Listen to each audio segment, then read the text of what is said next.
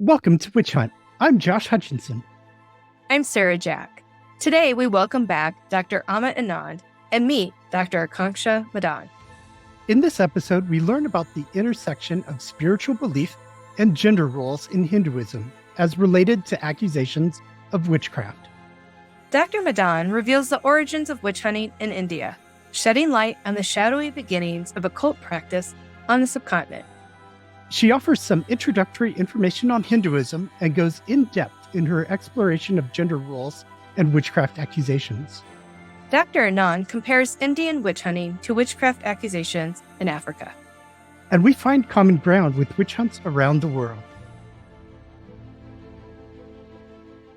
Welcome to Witch Hunt, Dr. Akanksha Madaan, and welcome back, Dr. Amit Anand. Hey, Josh.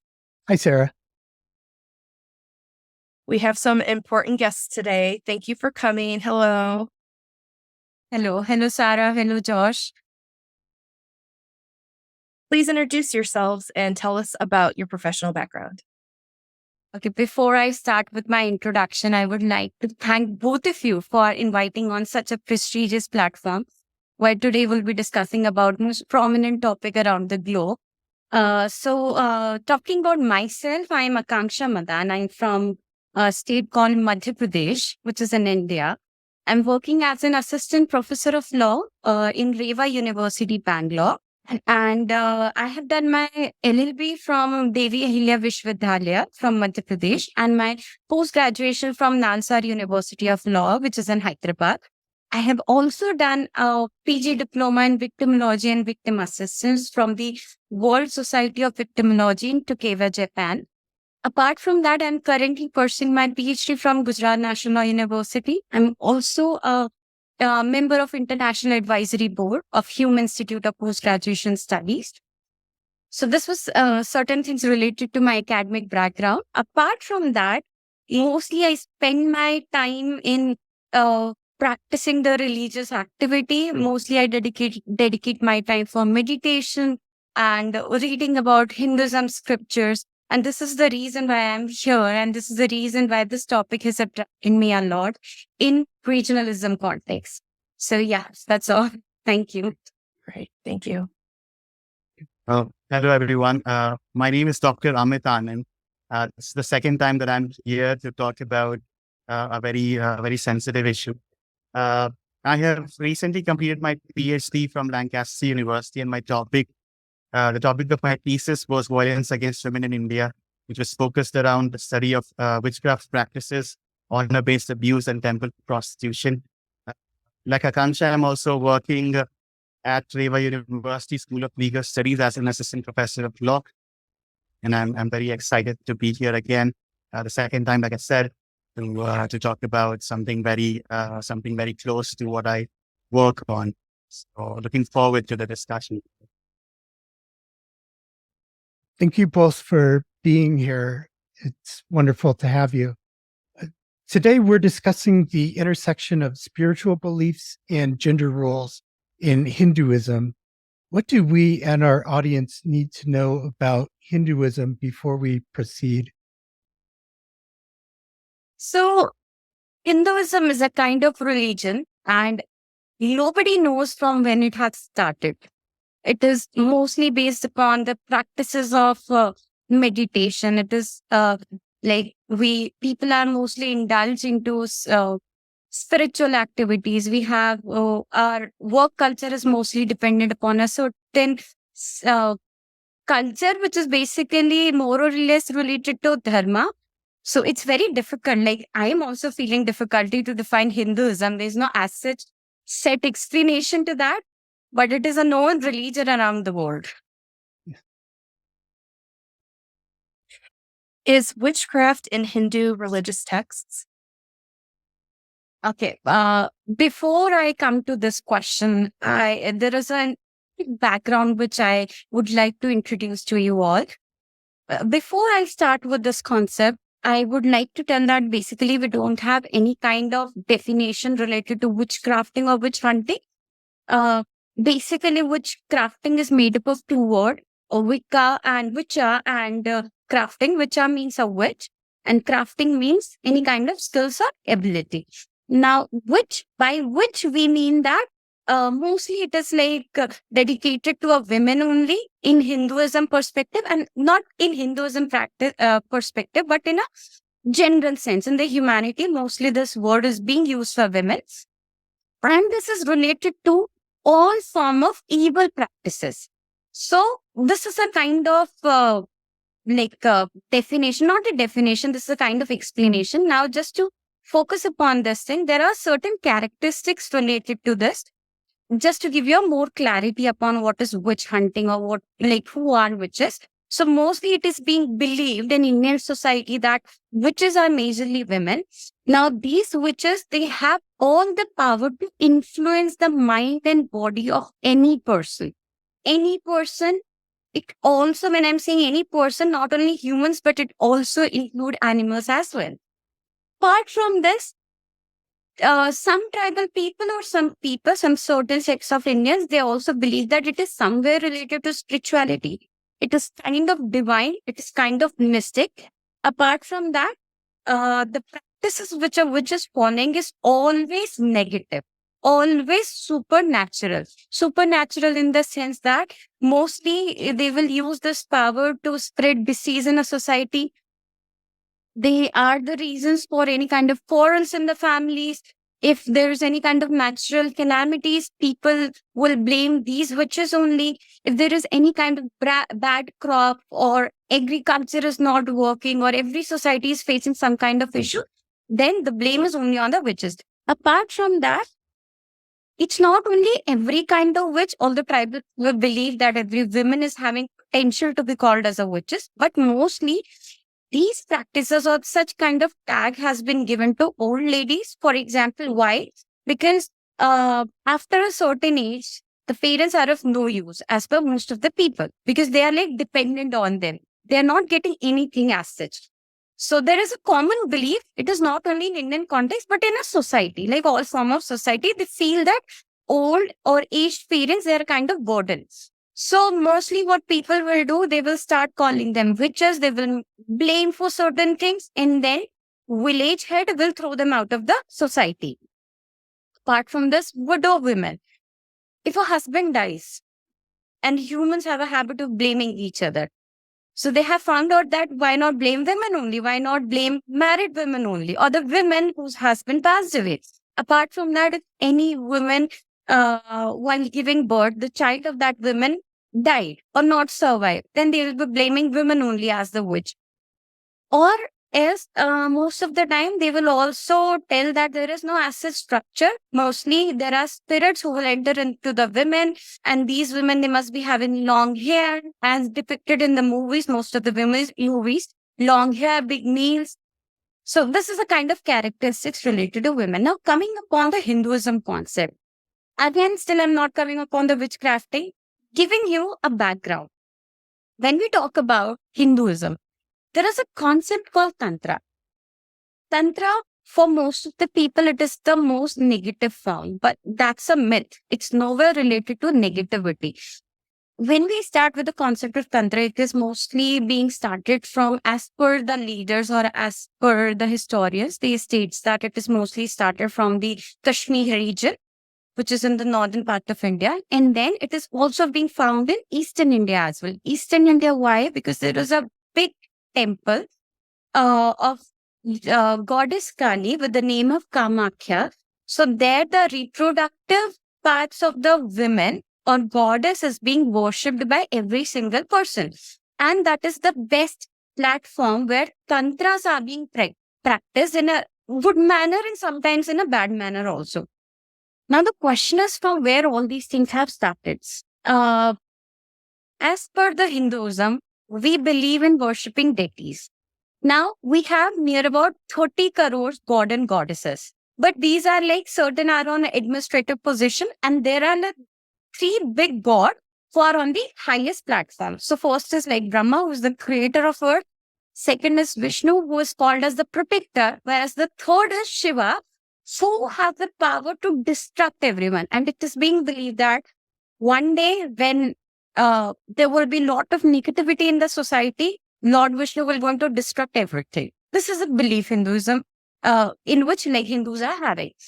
Now, this Tantra practice is being depicted in a form of a script, which is known as this one script with the name of Atharveda, where the Tantras in the form of certain mantras. Mantras are like spells.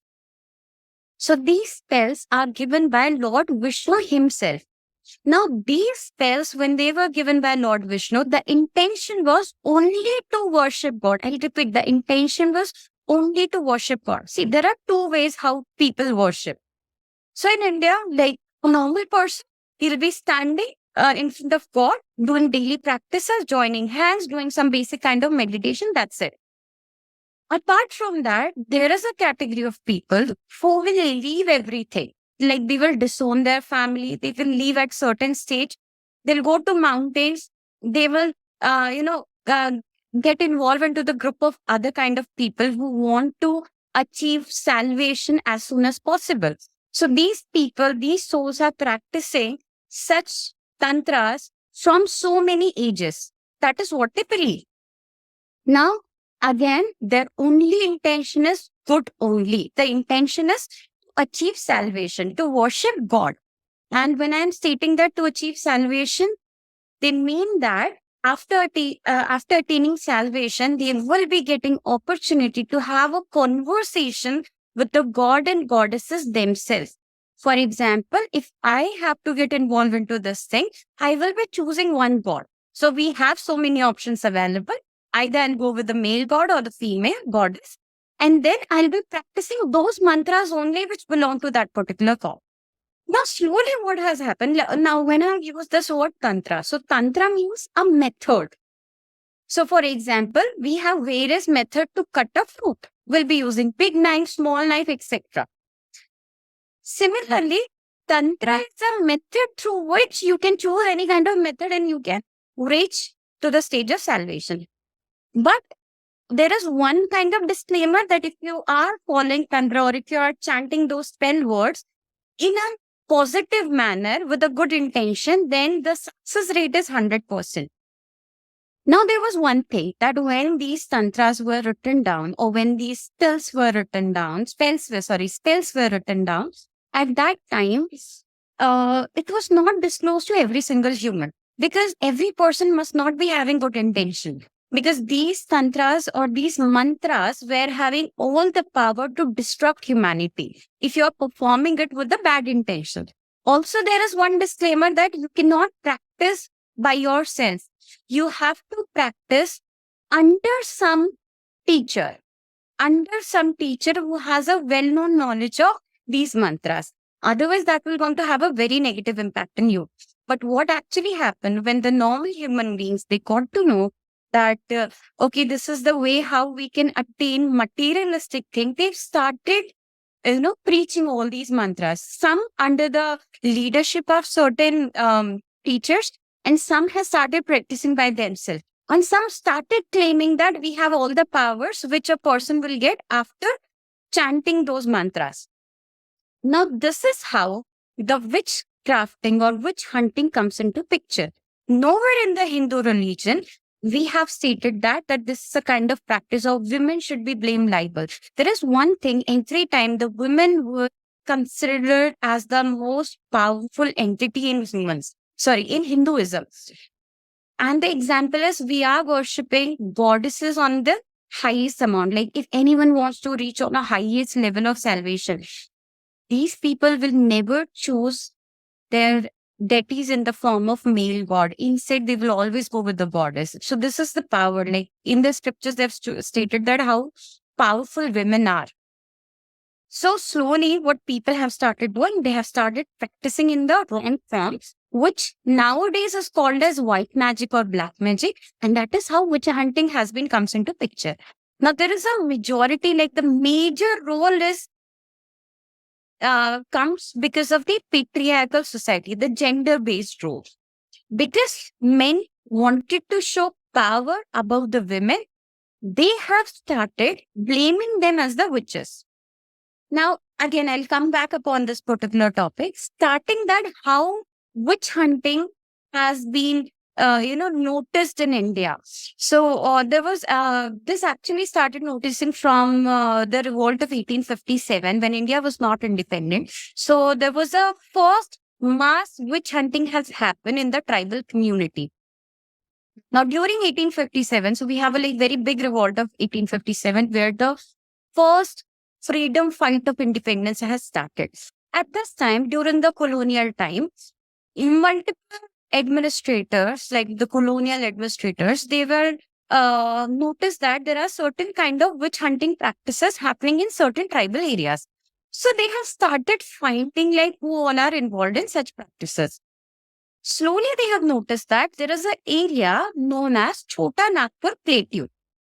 In this Chota Nagpur Plateau, there are two kinds of tribe and majorly kinds of tribe known as Santhin tribes and Singhbum tribes. Still, every member of Santhal tribe in 21st century also, every member of Santhal tribes believes in witch hunting or believes in witches. They still believe that if something is going off record, something which is not known to humans, something which is like unexpected, that definitely there is a possibility witches are involved. They still believe that. Now, what they have done, they have, spread an information that witches are against the Britishers and witches also wanted freedom, which was like a myth because there are two categories. One are the witch hunters. So we can call them as the doctors of witches. And the other stakeholders are the witches themselves. So mostly they are the women. Now, witch hunters, they can be in any form. For example, there is possibility that they have the real knowledge of exorcism or magic, but there is possibilities who are self-declared witch hunters, and there are multiple names given to them. A most common name is Ojha. So these people, they can claim that we are the Ojhas, we know how to cure witches. And just because they doesn't want anyone to stop their own business, because they used to get a lot of reputation in the village, because they are the protectors of the village. So they have just spread the wrong information that witches are also against the Britishers and they also want freedom. Definitely that was not there. So what happened, like talking about the Santhal community. So I think I have answered your question. So this was the relevance how there is no relevance in Hinduism related to witch hunting, and witch hunting is not religion bias. It's like in every religion, this particular practices are available, but one or the other form.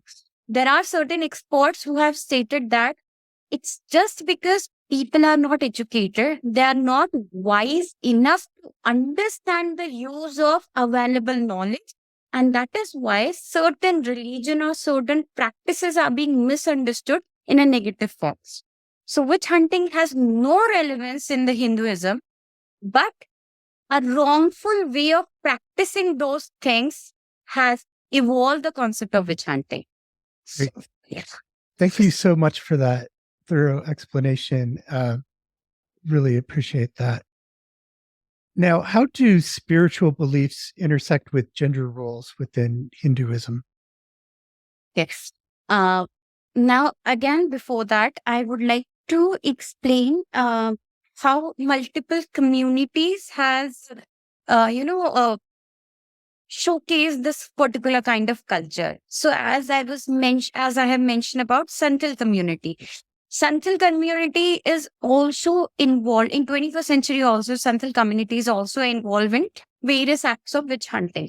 So basically what happened, they believe that there are three categories of witches. Not basically witches, but there are three categories of people. For example, first is witch hunters, or the which also involve witches. So there are doctors who are curing category of humans who are being considered as witch. Second category is bongas. Bongas means spirits. Spirits who does not have any kind of physical form. They're just soul. They are not, they can convert, they can enter into some human body, but they does not have any kind of form. And the third category, they have stated that ancestors spirits. Ancestor spirits means when any ancestors passed away, so this is a common practice in India. When our ancestors passed away, then once in a year, we have to do some offerings to them. Earlier, it was in the form of in the form of living beings, but now usually we offer them food. So during a particular part of time, Santal community believe that we have to impress these ancestors. If they are not impressed by our activities, then there is possibility there will be a lot amount of natural calamity which can destroy a village. So they will do certain kind of offerings. Second category which I have mentioned is bongas. Bongas, Santal community believe that there are the protectors of village also. But if they are the protectors of village, we need to offer them something. But because they are not in a human form and they have no attachment with the materialistic things, so they believe that certain prayers should be involved. Now again, there is a patriarchy thing coming into the picture. How patriarchy thing coming into picture? These prayers should only be performed by the men.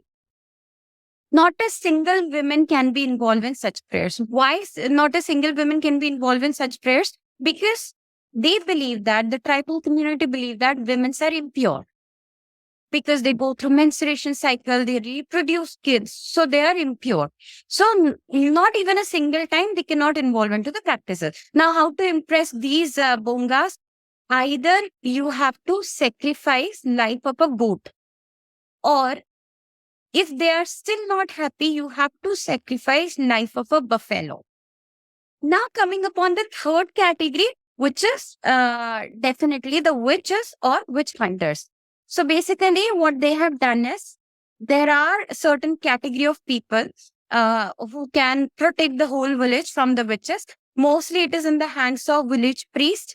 Normally what village priests will do, they will put iron rods in the territory of the village, and they will spell certain mantras. And they believe that after spelling certain mantras, the witches will never enter into your territory. Now, after that, they have also divided this magic or black magic. Basically, there are two ways. First is white magic and black magic. Black magic always belongs to a woman because it's a patriarchal form of society. White magic, they have always given the category of white magic to men. Now, when I'm saying white magic, it is related to men because men are the people who are involved into witch hunters. So witch hunters comes into the category of white magic. They will not only protect the village, but they will also cure multiple type of disease. Now, giving you an example in the 21st century, there is a place in Assam called as Mayong district. I believe it's a district, yes. So which is like 40 kilometers away from Guwahati. So there are so many documentaries made on them. They have set up a proper research institute in Mayong. This research institute has collaborated with multiple research centers around the globe. Now, the people who are there, they teach you how to do black magic or white magic. So they also teach you how to do exorcism.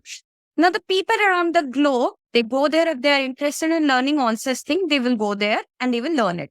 But these people, they have started claiming that hundreds years back, we used to do black magic or we used to teach black magic in a negative form.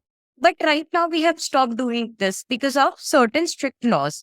And the community will never favor it. So 100 years back, they have stated that they have certain mantras which can convert a human into an animal. Up to this extent, they have done it. They have stated that most of the time the witches were only the women. But with the increase in interest in certain part of India, the women also have started becoming the witch hunters apart from men. But coming back to the Santal community believes that only the man can be witch hunters and only the women can be witches. So now women were always involved into black magic because black magic was associated to the evil things, whereas the men were always considered as the protector. The gender role comes into picture. So now these ojhas or these witch hunters, they believe that every single woman has the capacity to become witches. So they usually call them as Dians.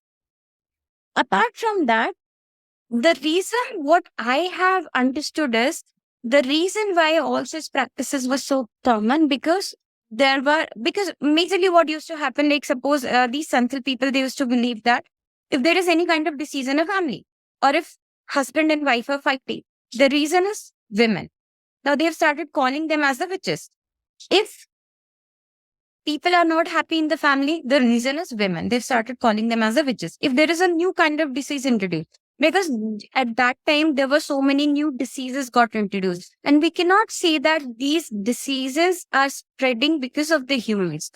These diseases are existing since the time humanity is existing, and definitely the humans might have done lot of impacted on climate, and that is why we are facing all such issues. But the men in these tribal societies, they have started blaming women. So what they have done is, if any child or if any person is sick for more than 2 days, they will take those people to the witch hunters. Even in such scenarios also, they are not taking them to the hospitals. And if the condition is becoming worse, they will blame the women, and the women will be thrown out of the society. But it's not like the first thing they'll be doing, throwing out of the society. First, they will check whether the woman is a witch or not. How they are going to check? They will ask them to stand on a hot pan, because they believe that a witch will not feel any kind of pain if she is standing on a hot pan. They will also put red chilies in the eyes of women. If she is a witch, she will not going to feel irritation. She's not going to feel any kind of pain. The third form is they will, they will tie a woman with a big rock and they will throw her into a river. And if she is able to swim around, then there is a possibility she is a witch. And if she is dead, she was a normal human being. So they don't care about their life at all. The main intention is to check whether they are witches or not. So this was the reason how Central community have a belief on witches. Now, apart from that, the issue was all the Britishers have made so many strict laws on witches, but there were no as such reported cases. Why? Because the village head and the people of the village, including the family members of the victims, they believe that this should be eradicated. If Britishers started arresting the witches, then there is possibility that wheresoever witches are sitting, they have all the power to control that particular village. So the only solution they have is first throw them out of the village, but still after throwing them out of the village, still the impact is growing. The negative impact is still going in the village. They will choose them to kill. So it's like a murder which is eventually happening. Now, when I have started talking about ojhas, so there is a category. Ojhas means the witch hunters. So they are also called as shamanism. Shamanism means a kind of people who can do exorcism. Now, there is possibility they might be learning. Now, how they are learning? It's not necessary that every time these people are learning the black magic. Tribals believe that either they will be, born like with those powers, or they will go to a particular teacher. They will learn all these things because they want to eventually protect their village. And the third possibility is they will just claim themselves as the witch hunters. So they will just put one or two clues and the villagers will start believing, because at that time the villagers people were so innocent. Whosoever is stating whatsoever thing, they used to believe in that. Science was not much developed and there was a huge patriarchal form thing going on. So if the men of the village is stating something, people have to believe that. Apart from that, certain ojhas, they have started claiming that they saw certain god or goddesses in their dream. And those god or goddesses are giving them the responsibility that go and protect your village. It is also being found in the research that multiple people used to bribe ojhas or the witch hunters to call a particular woman as the witches. So I'll give you just one example. So there was recent news like 7-8 years back in Jharkhand. So basically Jharkhand is known as the capital of witch hunting. Most of the witch hunting practices happen in Jharkhand. So what happened? There was a man whose name was Guru, and he was found out of police station. He was carrying a head of a woman, and he was holding that head, just the head part, with her hair. And he has told to the police officer, when police officer has asked who has killed her, he stated that she's my sister-in-law and have killed him. Now they were like, why you have done this? And then you're surrendering also. He said, I wanted to protect myself and she's a witch. Now the police officer has asked, why do you think she's a witch? He simply stated one thing, that there are 3 male members in their family. So he was the youngest one. So the first eldest brother, when the women got married, after few years, the first eldest brother, he got some fever. Within 24 hours, he passed away. After 2-3 months, the second eldest brother, who was the husband of this woman, he also got similar kind of disease. In 24 hours, he also passed away. Now this Guru, the accused, he was so scared that the similar thing was going to happen with him also, because nothing was happening to the women. So one day when women was involved into her normal routine work, he has just attacked on the women and he has cut her throat with the help of small razor. And then he has carried her head so that he believed that there is possibility that if she's a real witch, the head might get again back to the body. There is possibility. So he was not even leaving that head. There were so many journalists who were taking the interview, and this man was giving nice pictures, carrying head in one hand. Later on, there were so many activists who has taken his interview. He was like, I just wanted to protect my life and coming generation. So that is why I have killed the reason behind all these deaths. So this is like one of the kind of story. Now coming back, coming upon what is the real problem?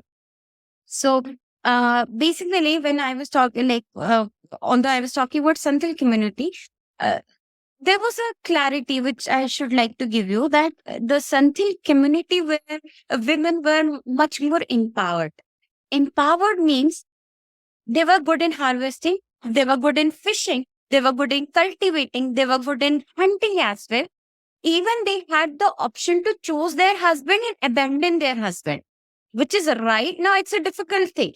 21st century also, although the laws are very strict, but the families will create a huge amount of sin if you want to leave your husband or abandon your husband. At that time, it was like very common. A kind of huge power was given in the hands of Santhal community. But slowly, the men of Santhal tribe, they started feeling less empowered. They're like, no, we live in a patriarchy form of society where women are more than us. And because the neighborhood tribes also and the neighborhood region also used to appreciate Santhal women, so the men, they started blaming women as the witches. They started telling that these women are having a lot of power, they can do anything, so they are the witches. So that is how the patriarchy has overpowered the empowered women. So slowly, the gender role has come into picture. Now, because of this, the women position has become more worst.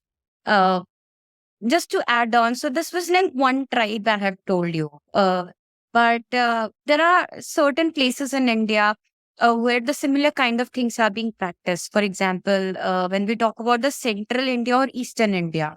So here, like in Santhal tribe, the men was only having the rights to perform witch hunting.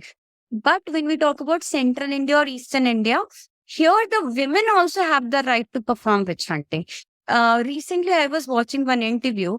Now, in this, there were women, like 3-4 women, who were learning these techniques of witch hunting. Now, the interviewer has asked that what is the need of learning all these things in 21st century? They stated that either these women were widow or these women were thrown out of the families. They simply stated that there is possibility one day our own village people will going to call us as the witches. So it's better to control all the power and tell them and declare that we are the witch hunters. So there's no possibility that we are going to be the witches. So this is a reason that recently women has also started learning all these things, because still in India, there are certain kinds of tribes where a proper education has not been given. It's not like the government is not doing so, but they have their own barriers. The society have their own cultural barriers, which will not allow women to, have a proper education. They have certain kind of restriction. Because of this, women are getting involved into such practices. Now, there is a place called Bastar. Earlier, Bastar belongs to my state, but now my state got divided into two parts. So now the Bastar has moved into state of Chhattisgarh. So when we talk about the area of Bastar, like the Bastar people, the tribal people of Bastar, they believe that mankind can be destructed through three ways. First is the men themselves can destruct the humanity. Second is, if you are going to believe in the concept of witches, the witches definitely will going to destruct the society. And the third is evil eye. It's not always about the witch hunting, but it was also about evil eye as well. So it's not necessary that the witches are only having an evil eye, but if any person who is not happy with the progress of any family, and if that person has a woman in their family, so they will definitely declare them as the witches, because because their family is just having an evil eye on the other person. And evil eye is the most common thing, which is like in every society right now. Also, we all believe in evil eye concept. So they believe that this is one of the concerns. Now, in the Bastar society, or talking about the central India, women was also having a lot of control. So here there was no as a gender neutral in the context of witch hunting. Like every person, either men or a woman, can become the witch hunters. But the mode how they can become witches was a bit different, because men does not used to go through every single kind of practice, compared to women. When they want to become witch hunters, they have to follow certain different kind of practice. For example, if any woman wants to be a witch hunter, she needs to eat the flesh of her own child. So this is also there. This was also used to be there in certain tribal communities, just to gain the more power. So they believe that if you want to attain highest amount of power, you have to go through this. Men never done this. If you want to attain more power, drink the blood. It can be the blood of animal, the blood of human, anything. So also these women, they used to learn all these things during nighttime only, because nighttime there will not be any kind of people roaming here and there. And they believe that the negative thing is like more during nighttime compared to the daytime. Now, there is also one more reason that why women were only born as the witches, because in certain communities of India, it used to be believed that because women have to go through their menstruation time, still the grandmothers also tells to their kids that when you are going through your menstruation cycle, don't step out. Don't open your hair. Don't step out at 12 p.m. Don't step out exactly at 3 p.m. Either you go out at 12:55 or 3:05, but not exactly at 3 or 12. Because there is possibility, if your soul is weak, any spirit can enter into your body. And they have always stated that this is mostly with the women only. Why? Because women go through their menstruation cycle. So they call them as that during your menses, there is possibility your energy is very weak. So any spirit can enter into your body. So these are certain restrictions which are still there, still in every family. In most of the families, still, majority of the families still believe in all such concepts. Now, the reason why all such things are there, because they don't believe in the psychological aspect. That is why they have misunderstood the every concept. Apart from that, these women in central India who wanted to become witches, they have to sacrifice goats, buffaloes. At times, they have to sacrifice kids also. Now, when I am stating that everywhere the gender role is involved, men were never called as the witches. But in certain aspects, they were considered as witches. For example, if there is a women witch, which is being supported by a man, means a man is protecting that woman witch from the society, then the villagers will also call that man as witch. So this is the reason when most of the women, mothers were called as witches, their own kids, their own family, their own husbands will never protect them. And it was very easy for villagers to throw them out or to kill them. Now, if you come to if you see most of the houses of Indian society in India, most of the houses or on shops, you'll be seeing that there are certain remedies to protect themselves from the evil eye, which is certain remedies we still use. For example, we will hang chilies and lemons on our gate so that nobody can have an evil eye. If there is a newly constructed building, we're going to put the mask of demons so that there is no evil eye which can damage the society. So these are certain examples. Apart from that, I'll tell you one very interesting story. So there is a place called Arunachal Pradesh. Uh, so years back, 100, 200 years back, they have started noticing the practice of witch hunting. Earlier, it was not there, but after there was this society called Khampi Society. So what happened basically, there was this kingdom known as Takasu Kingdom, which was owned by a king. So this kingdom was settled on the bank of Travadi River. So there was this king, he was just roaming nearby on the banks of the river, and he noticed that there is a very beautiful gold flower floating in the river. Now, he went back and he was just thinking about that flower only. He started, when he was thinking about the flower, he started imagining that when I have noticed that flower has come through a river water only. It was floating. So there is possibility that this flower might be available in the nearby kingdom. So he has decided that he has ordered his soldiers that go to all the neighboring kingdoms and check from where this flower is coming. Now, soldiers have found that in their own neighboring kingdom, there was a tree which was made up of diamonds, the branches was of diamonds, and the flowers was of gold. They've come back, they have told that, okay, this kingdom is having, and he realized that kingdom belonged to his own cousin. So now he cannot ask he cannot ask for that tree from his own cousin. Otherwise, there will be a impact on his own reputation that how can a cousin can ask about such thing. So what he did, he has taken help of these witches, and he has ordered that why don't you make a bird with the help of bamboo and mostly with the help of bamboos and clay.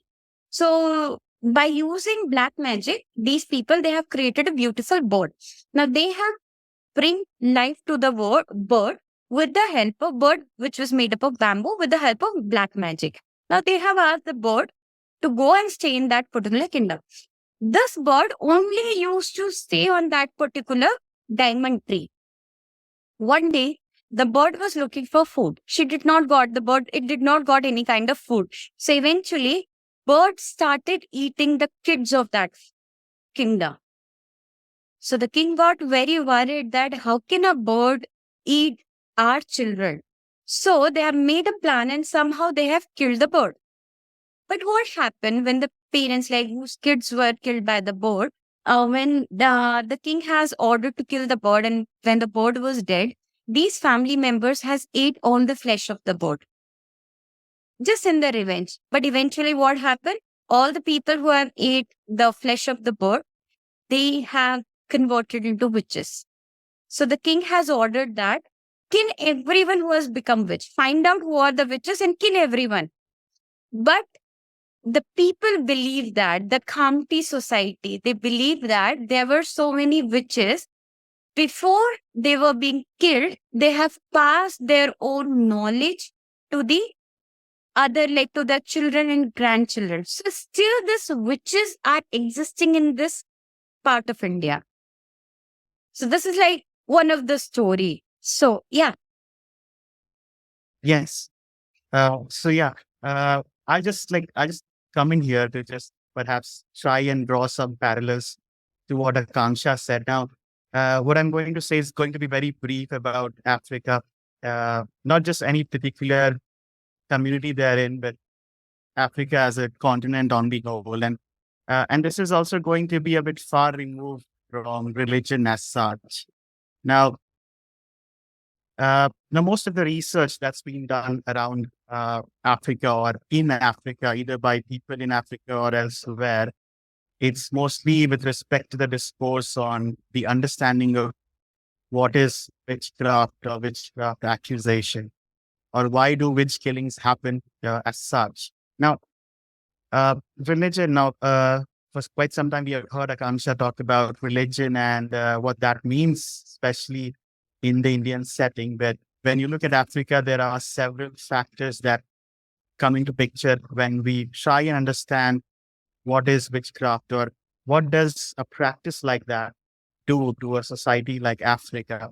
Now, most Africans or most scholars in Africa and elsewhere believe that witchcraft or witchcraft accusation is a mode of explanation. It's something about perception and interpretation, which these people use, or rather rely on to understand their problems or the events, even nature, and sometimes even reality.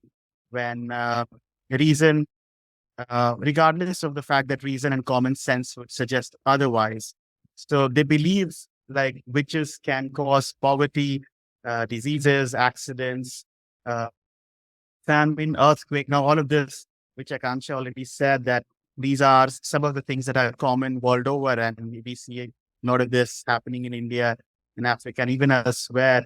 Earlier in Europe, and also there have been instances in Australia and Southeast Asia. Now, when we talk about obviously there are things like mysticism and power and all of these things, not solely religion, but it's a matter of fact of perception.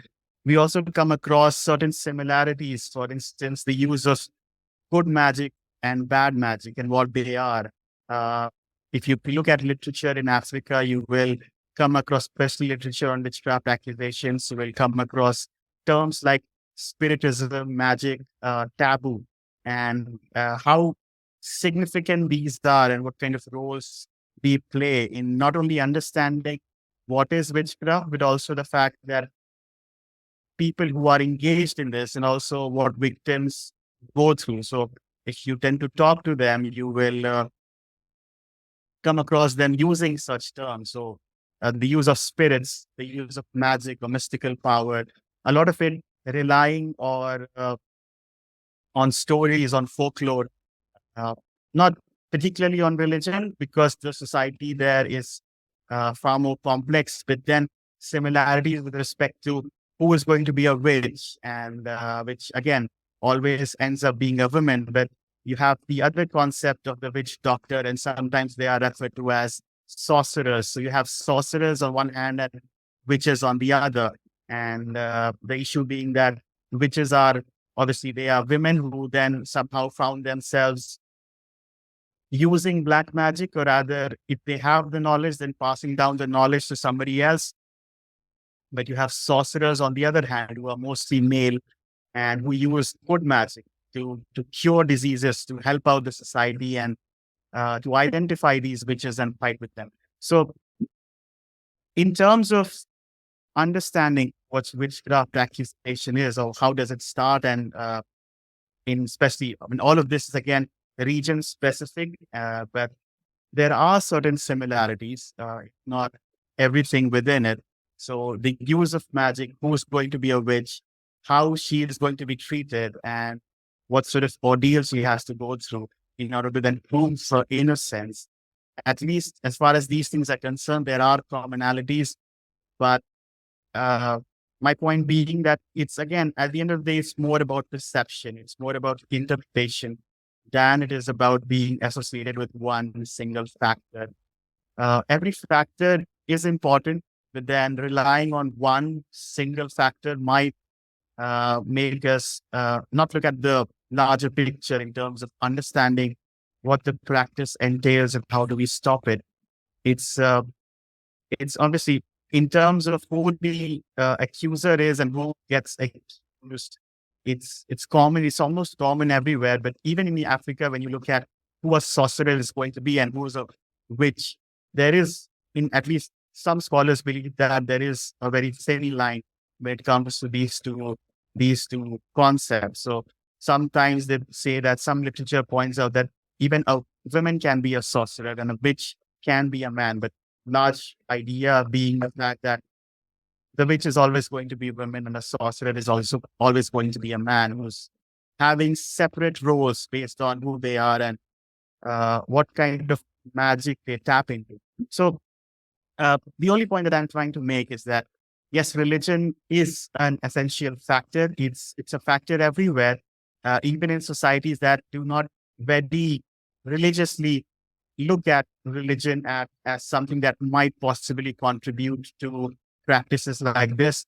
But then if you try and look behind the curtain, you will understand that stories or uh, notions or beliefs that have been traveling from one generation to the other might find their roots in religion 100%, at least to a significant amount.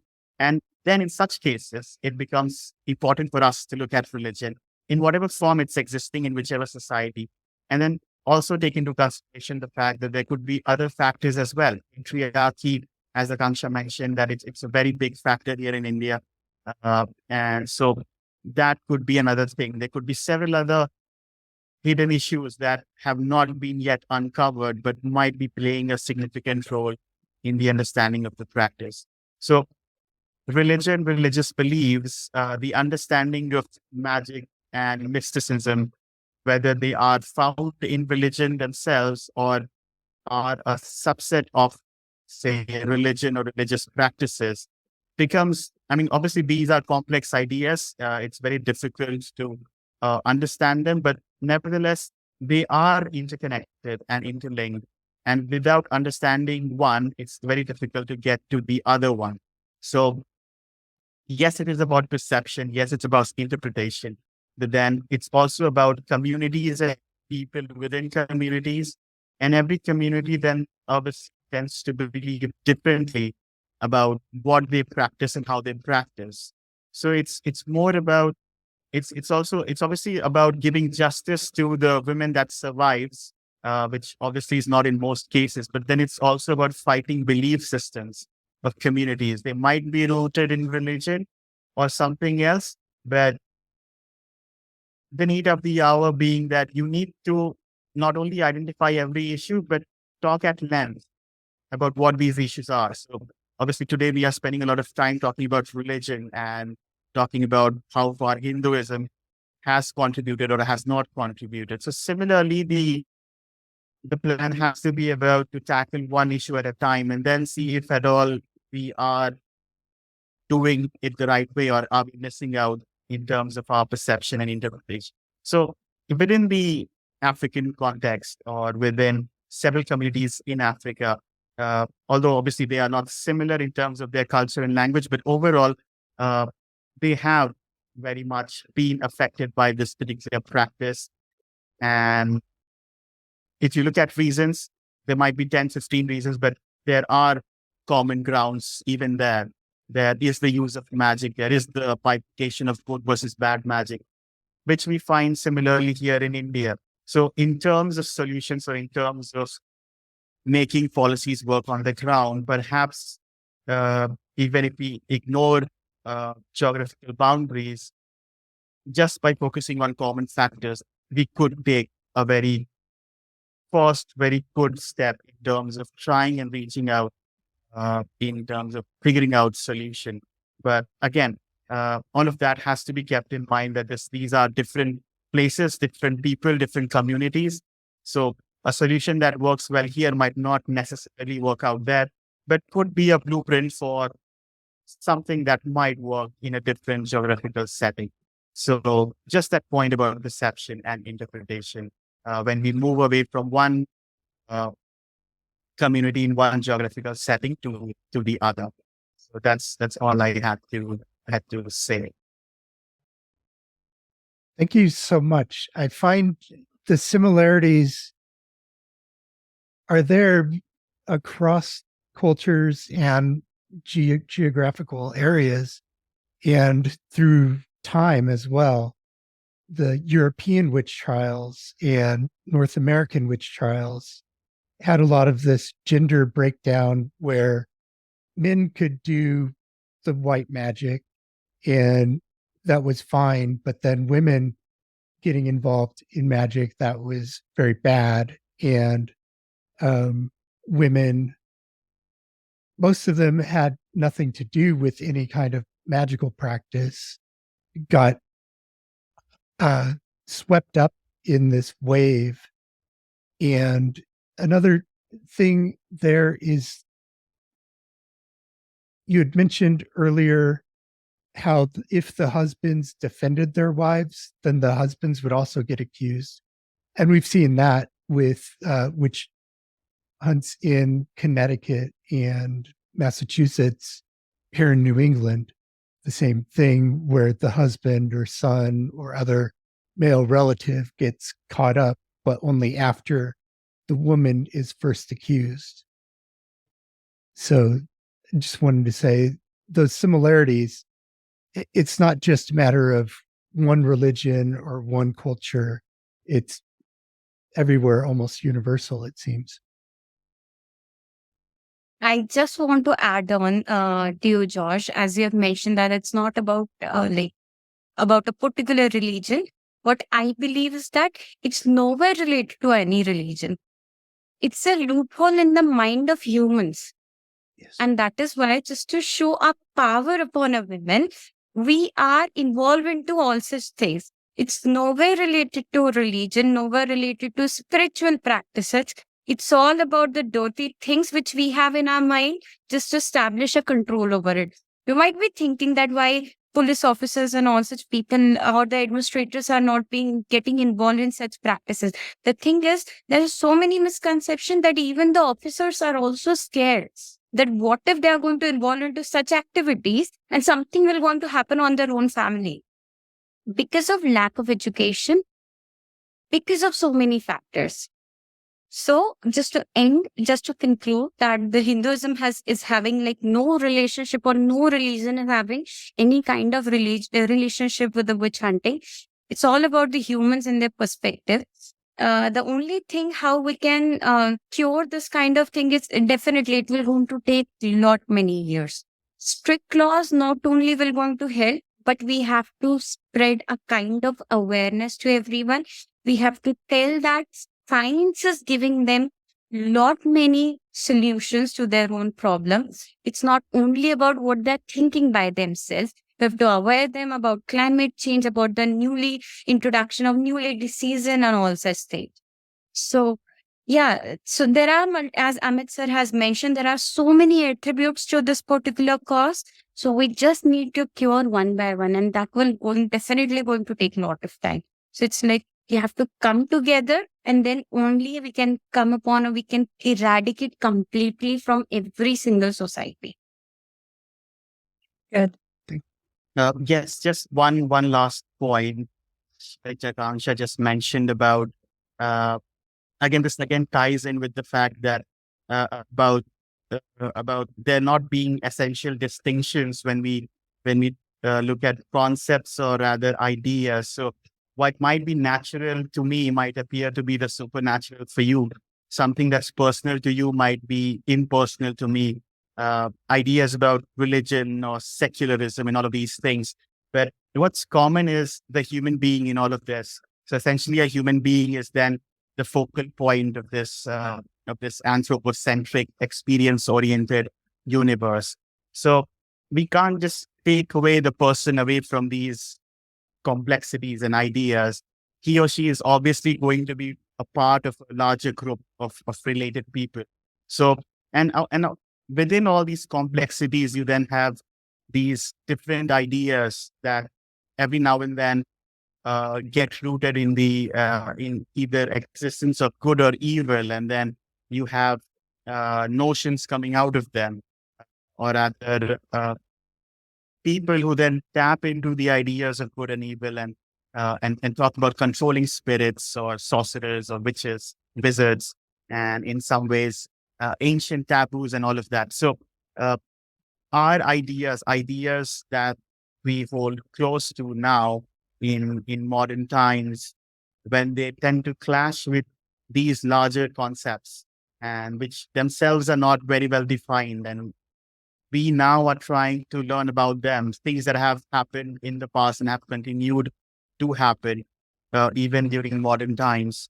When we try to learn about them now in the present, it becomes very difficult. There's a lot of friction that happens, and more often than not, this friction doesn't necessarily give us the answer that we hope for. So, given all differences, given the differences of what's natural and what's unnatural or supernatural, and how do we whether we say something is wrong or whether we turn away from it, all of that is again person oriented and experience oriented. But in the end, the focal point being that it still is resulting in a very grave violation of rights, half the population of the world. And that's something that cannot be denied by any logic or any understanding of any factor, any religion or whatsoever. So the fact, this is something that for a very long period of time has also troubled the UN, that when we are trying to talk about or rather recognize practices like this that are happening in the world, who is to be blamed and who do we actually point fingers towards? There is no one person or an entity who is responsible for such a thing. It's different factors, and there is no understanding of factors among the larger group. So if we are sitting down to draw a list, we don't even know where to start and what to exclude. And this is a problem why there is no definition of what witch hunting or witchcraft accusation is. The definitions or the understanding depend on the practices that have happened in reality. And this is a very big challenge at the moment. But given all of this, it still ends up in violating rights. It still ends up being a human rights violation. And when we sit and talk in a platform like this, and we talk about what could be responsible and what could not be responsible, we should not forget the fact that at the end of the day, it's about giving justice to the one who has somehow survived, which is obviously not in most of the cases. So in the end, how well are we able to then, in some ways, help the law work on the ground, given the complexity of this very, very difficult issue that has plagued not just one continent, but several continents, and is still continuing to do so. So that's one final point about not forgetting about the law and how best we can make sure that it works well on the ground. Thank you both so very much. This has been very informative. I've learned a great deal. I'll learn more when I edit this, hear it again. It's just amazing conversation. So I really appreciate both of you. Mary Louise Bingham is back with a Minute with Mary. Sarah Good did not behave as a typical colonial woman as expected in 1692. She was a brash, opinionated, pipe-smoking woman who spoke harshly when she didn't get her way. People always knew where they stood with Sarah in a time when women were to be seen and not heard. But neither of her husbands lived up to what was expected of them as well. Sarah's first husband, Daniel Poole, racked up debt, which was not repaid at the time of her second marriage to William Good, even though Sarah sold off Daniel's small estate to defray that debt after his death.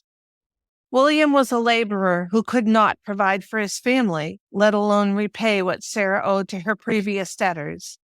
These circumstances rendered the Good family homeless in 1692, which put Sarah and her two daughters in peril.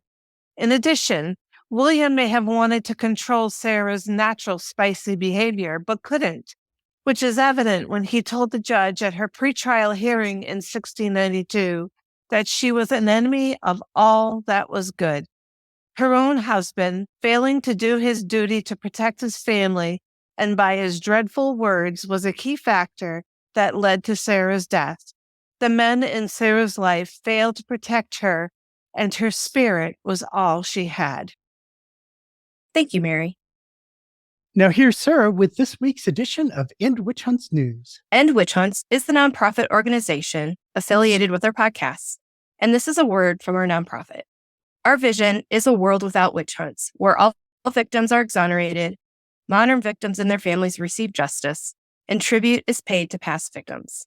Let's finish today's episode reflecting on respectful memory.